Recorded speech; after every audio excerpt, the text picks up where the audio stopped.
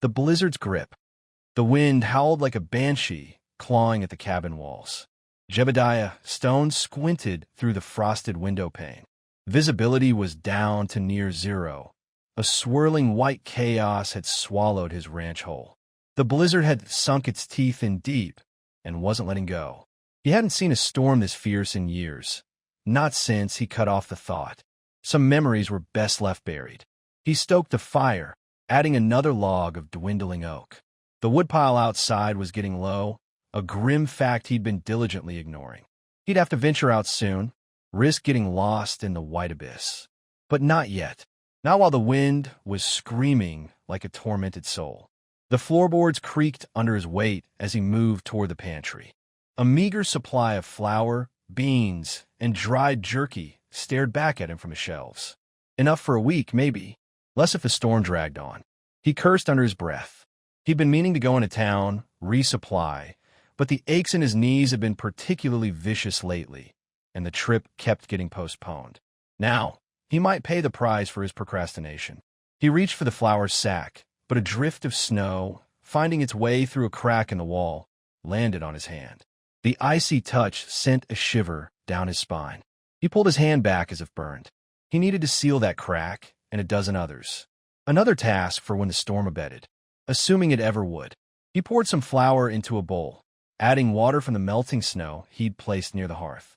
The dough was thick and unyielding, a reflection of his own stubborn nature. He kneaded it with a grim determination, the rhythmic motion a small act of defiance against the storm raging outside. It's a mean one, isn't it, Jeb? He froze, his hand still plunged into the dough. He hadn't heard her voice in months, not this clear. It was Sarah, her tone laced with the gentle teasing he'd loved so much. "Sarah?" he whispered, his voice hoarse from disuse. He looked around the small cabin, searching for the familiar glint in her eyes, the warmth of her smile.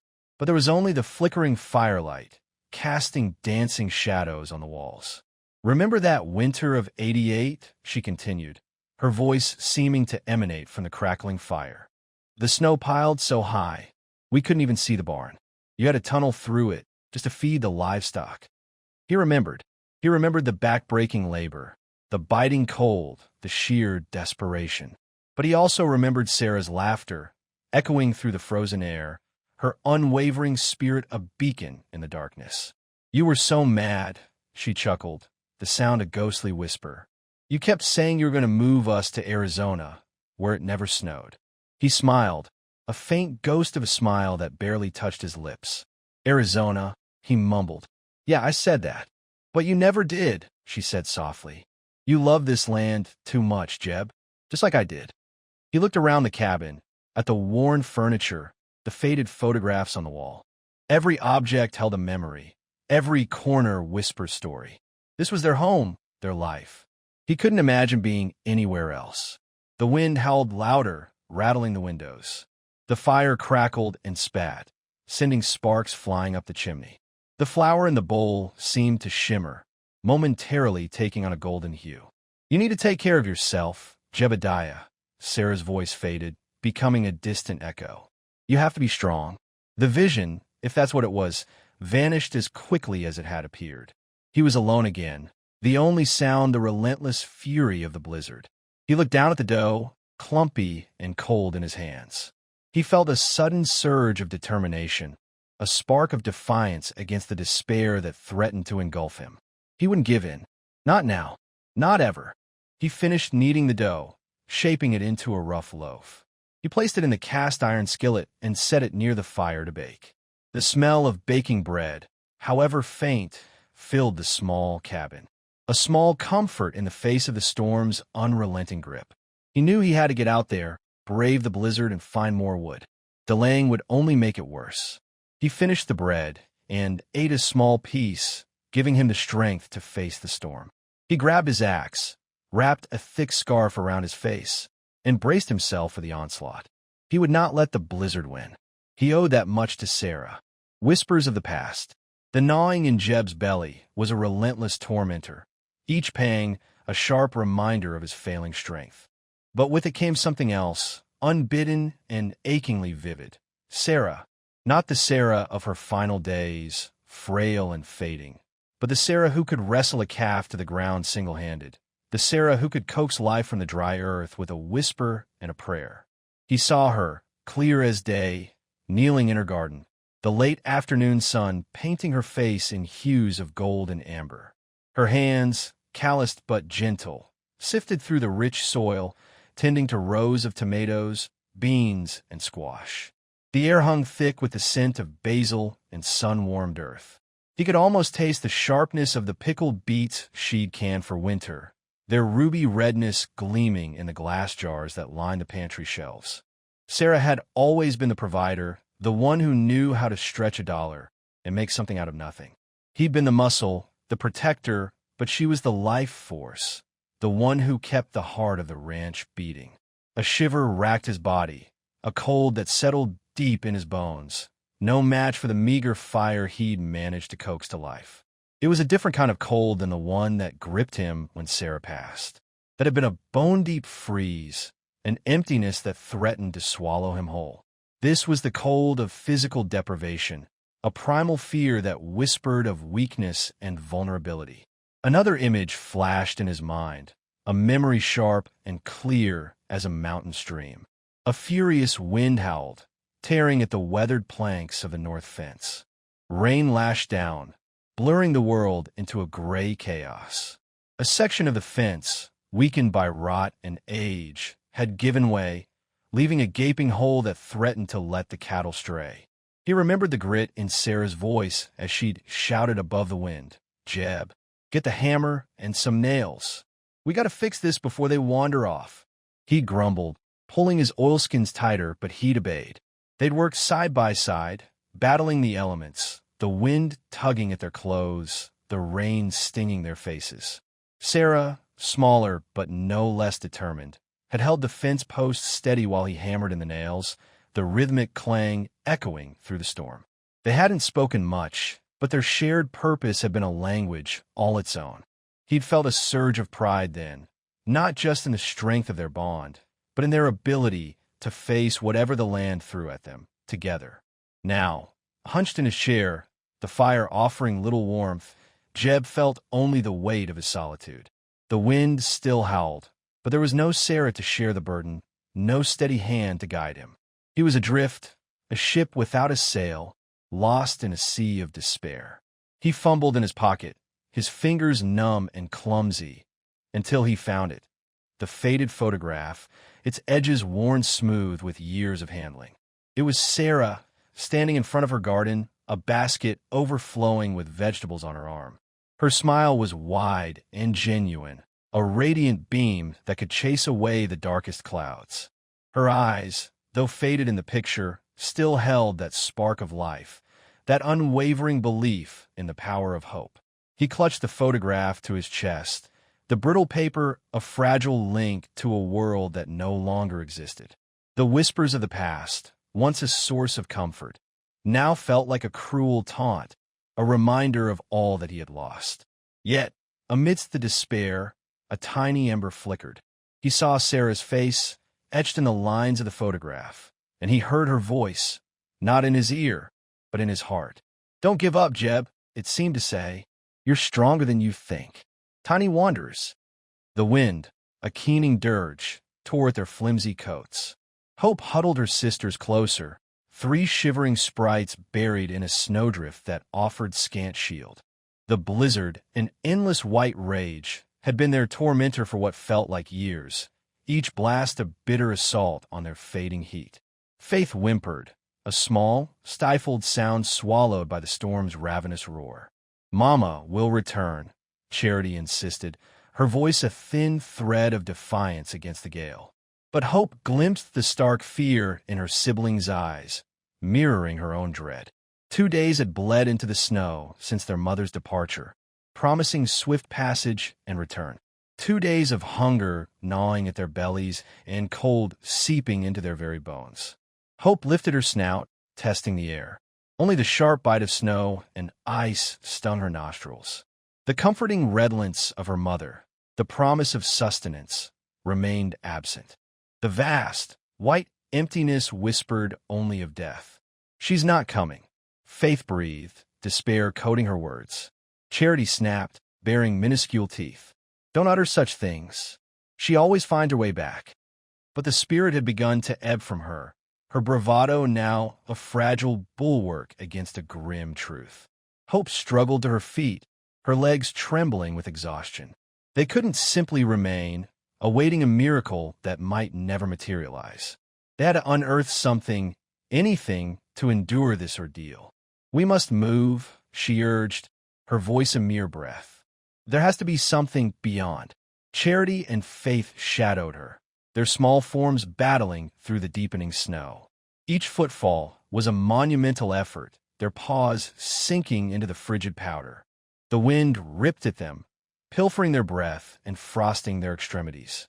Hope kept her nose low, diligently seeking any indication, any aroma that might conduct them to refuge or nourishment. Hours dissolved into a bleak cycle of cold and depletion. Faith faltered, collapsing into the snow.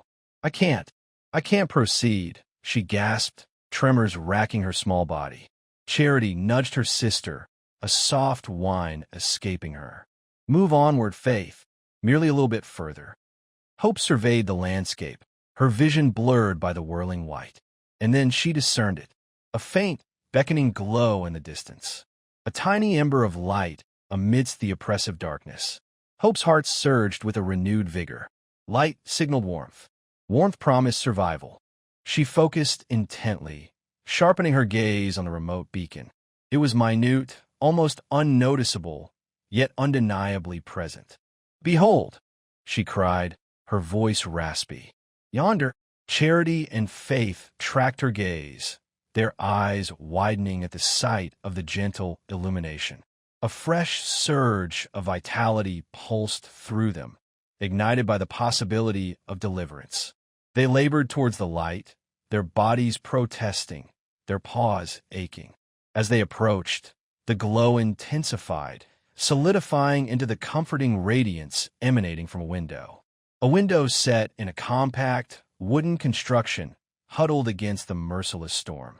Wisps of smoke curled languidly from a chimney, painting delicate patterns against the raging sky. The fragrance of burning wood and something savory carried on the wind, tantalizing their hollow bellies. Hope hesitated briefly, a primal unease competing with their overwhelming desperation. She had never encountered anything like this before, this entity not born of rock or tree. Yet the cold was unyielding, and hunger a persistent monster. She bore a duty to her sisters. She needed to safeguard them. Taking a resolute breath, Hope surged forward, her small form drawn towards the edifice, propelled by the lure of warmth and the glimmer of survival. Charity and Faith trailed closely behind, their tails tucked low, their eyes riveted on the welcoming light. A shared hunger. A draft snaked under the cabin door, icy fingers probing the cracks in the floorboards. Jeb, huddled deeper into his threadbare blankets, cursed the coming winter. Another night, another battle against the gnawing emptiness in his belly. Then he heard it, a faint scratching, almost like a twig dragged across the porch. He ignored it, attributing it to the wind. But it came again, louder this time, followed by a soft whimper. He fumbled for his rifle, the cold steel of familiar comfort in his trembling hands. "Who's there?" he croaked, his voice raspy from disuse. No answer. He held his breath, listening. The scratching stopped, replaced by a low, mournful whine. He crept to the door, his joints protesting with every move. He peered through the grimy window, his heart lurching. 3 small figures huddled on his porch, their fur matted and dark with rain. Coyote pups. He hesitated, his hands still gripping the rifle. They were wild things, scavengers. But their eyes, they shone with an unbearable desperation. He remembered Sarah, her unwavering love for all creatures, great and small. He lowered the rifle and slowly opened the door. The pups flinched, huddling closer together. He could see their ribs, sharp and defined beneath their soaked fur. They were shivering, their breaths puffing out in white clouds. Hope, the smallest, but seemingly the bravest, took a tentative step forward. Her nose twitched, sniffing the air. Charity, always the most excitable, whimpered softly, burying her face in Faith's side. Faith, usually so timid, stood her ground, her eyes fixed on Jeb. He saw his own hunger reflected in their desperate gaze, a raw, primal need that transcended species. He knew what it was to be starved, to feel your body slowly consuming itself. He couldn't turn them away. "All right, come on in," he said, his voice rough but not unkind. They hesitated for only a moment before shuffling into the cabin, their tiny claws clicking softly on the wooden floor. They stayed close to the wall, wary and watchful. The cabin felt smaller with them inside, the air thick with their musky scent. Jeb watched them, his heart aching with a strange mixture of pity and something akin to hope. He hadn't felt this something in a long time. He rummaged through his meager supplies, his stomach twisting with guilt. All that remained of his winter stores was a small piece of dried venison, barely enough to sustain him for another day. But he couldn't eat it, not with those 3 pairs of eyes watching him. He took out his knife and carefully divided the meat into 4 small portions. The pups watched his every move, their noses twitching with anticipation. He placed the pieces on the floor, spreading them out so they wouldn't fight. "Here," he said, his voice softer now. "Eat." The pups didn't need to be told twice. They devoured the meat in seconds, their small bodies trembling with relief. They looked up at him, their eyes shining with gratitude. Jeb watched them, a lump forming in his throat. He hadn't felt this useful in months. Sharing his last scrap of food hadn't filled his belly, but it had filled something else, something far more important. A sliver of the emptiness inside him had been replaced by a flicker of warmth. He knew it wouldn't last. Tomorrow, they would all be hungry again. But for tonight, they shared a bond, a shared hunger that had brought them together in the face of a brutal winter. The brink, the wind, a ravenous beast, clawed at the cabin, its ancient timbers groaning in protest. Fine snow, like powdered glass, infiltrated every seam, painting the interior a frigid white. Days dissolved, distinguished only by the dwindling woodpile and the ache in Jeb's gut. One meager strip of jerky, gnawed to tasteless shreds, was all he allowed himself. The pups, their ribs increasingly prominent beneath their shaggy coats, offered soft whimpers. Phantoms flickered at the edge of his awareness. Sarah, blooming with life, coaxing a stew, her laughter a defiant echo against the wind's lament. He'd reach, his fingers closing on icy air thick with drifting snow. Those memories were a cruel goad, a stark reminder of what he'd lost to time's relentless erosion. He attempted to replenish the firewood, but his limbs felt weighted, the axe an unbearable burden. Each arc sent lances of agony through his wasted form. The forest, once a sanctuary, now loomed as a menacing maze, each tree a silent sentinel to his slow descent. Hope, faith, and charity huddled by the cold hearth, their eyes mirroring the dying glow. They were smaller now, quieter, their youthful energy dimmed. Hope, ever practical, would nudge his hand with her cold muzzle, a wordless request for sustenance. Jeb would caress her head, his touch barely there, guarding even his affection. He spun yarns for them, mostly of Sarah, of their life on the ranch, of summer swims in the creek and winters fragrant with baking apples. His voice, a brittle rasp, was barely audible, yet the pups attended with unwavering focus, their amber eyes glued to his face. He wished, against logic, that the tales could nourish them. The previous day, he'd snared a snowshoe hare, but lacked the strength to prepare it. He'd simply yielded it to the pups, raw, watching them devour it with mixed feelings of relief and remorse. It wouldn't suffice. Not for long. Today, the cold had sunk into his marrow, a bone-chilling harbinger of fate. He struggled to rise, to rekindle the failing fire, but his legs betrayed him. He crashed heavily to the floor, the impact stealing his breath. Darkness encroached, a velvety abyss swallowing his vision. He saw Sarah again, vividly, extending her hand towards a beckoning glow. He yearned to follow, to shed the pain, the frost, the insistent hunger. But then a warmth bloomed against his chest, a gentle, persistent pressure. The pups, they had instinctively swarmed over him, their small forms radiating a meager heat. Hope nestled beneath his chin, Faith against his side, and Charity on his stomach. Their collective weight was negligible, but that spark of warmth was a vital tether. He closed his eyes, his breath shallow and uneven. He was failing them, betraying his promise to shield them, to keep them safe. The guilt was a crushing anvil, heavier than the snow accumulating outside.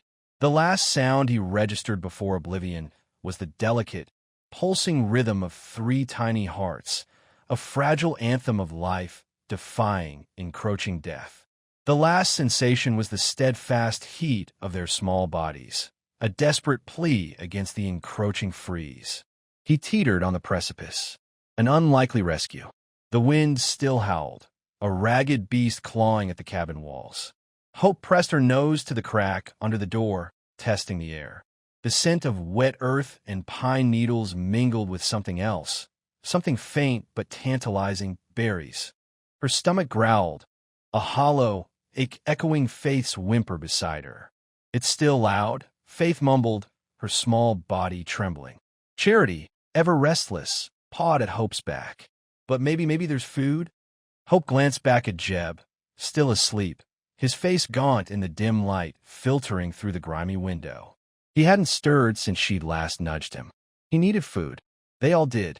Taking a deep breath, she pushed the door open a crack. The force of the wind nearly ripped it from her grasp.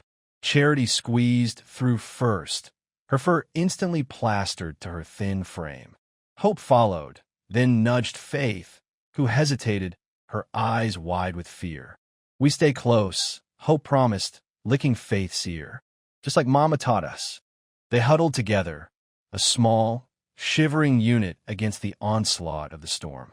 The familiar scent of berries grew stronger as they ventured away from the cabin, their paws sinking into the muddy ground. Hope led the way, her nose twitching, following the invisible thread of aroma. "It's that way," she yipped, pointing her snout toward the snowdrift partially obscuring a gnarled oak. Charity bounded ahead, her playful spirit momentarily overcoming her fear. "I smell something else too. Something meaty." Hope's heart quickened. Meat. It had been days since they'd tasted anything besides melting snow. They reached the oak, its branches skeletal against the gray sky. The snowdrift looked disturbed, as if something had been recently buried beneath it. "Here," Hope urged, digging furiously with her small paws. The snow was heavy, clinging to her fur and chilling her to the bone. Charity joined in, her energetic digging sending clumps of snow flying. Faith, though hesitant, used her nose to nudge away smaller pieces. Slowly, a dark shape emerged from the snow. It was a large wooden box, its surface weathered and cracked. The lid was slightly ajar, revealing a glimpse of red. Berries. Hope clawed at the lid, her muscles burning with effort. Finally, with a groan of protesting wood, it swung open. Inside, nestled amongst layers of burlap, were handfuls of dried berries, their scent sharp and sweet. Further down, beneath another layer of burlap, lay a frozen rabbit, stiff as a log. "We found it. We really found it." Charity yipped, her tail wagging despite the cold. Faith, her initial fear forgotten, tentatively sniffed the rabbit.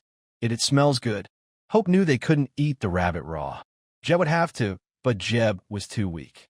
She nudged the berries toward her sisters. "Eat," she commanded. "We need our strength."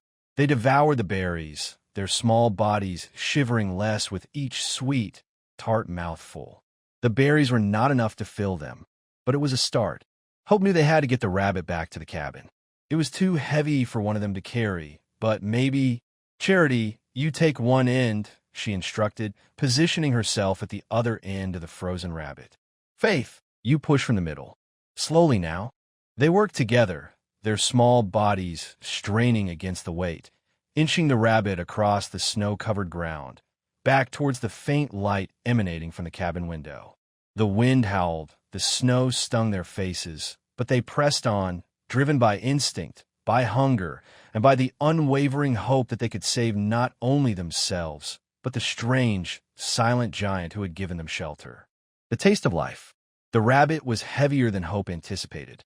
She strained, her tiny legs churning against the packed earth, digging for purchase.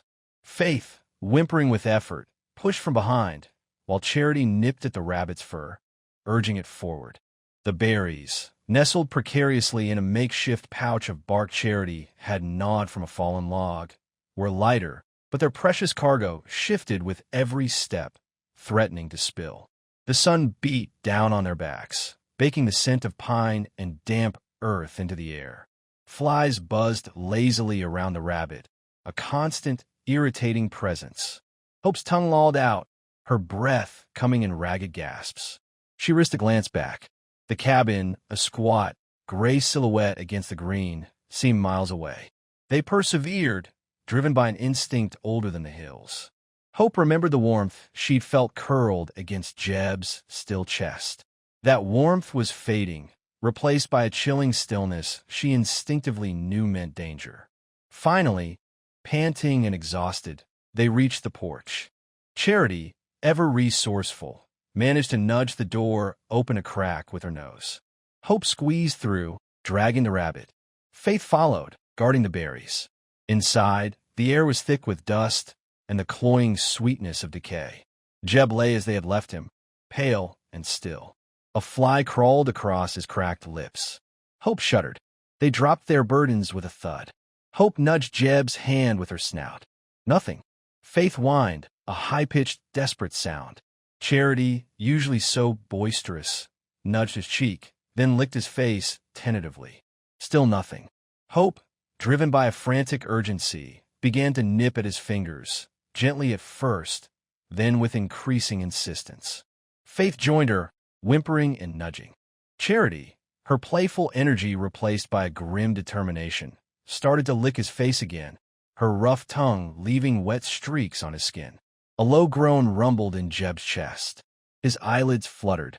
Hope redoubled her efforts, nipping at his ear, a sharp, insistent tug. His eyes opened, unfocused and glazed. He blinked, his gaze drifting aimlessly around the room. He didn't seem to see them. Hope, frustrated, barked a sharp, insistent yap that echoed in the small cabin. Faith and Charity joined in, a chorus of desperate pleas.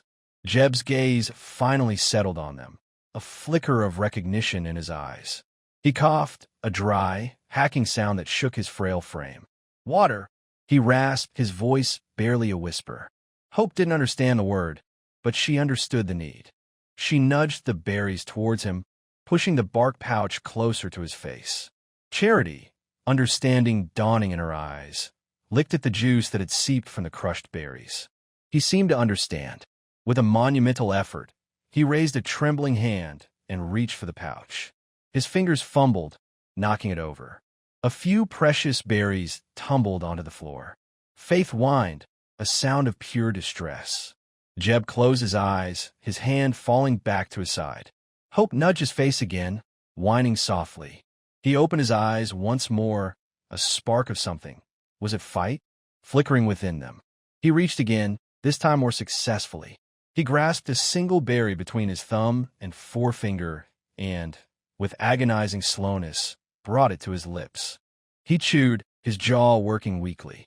A tiny trickle of juice ran down his chin. He swallowed. He took another berry, and then another. The color slowly began to return to his face, the grayness receding like a tide.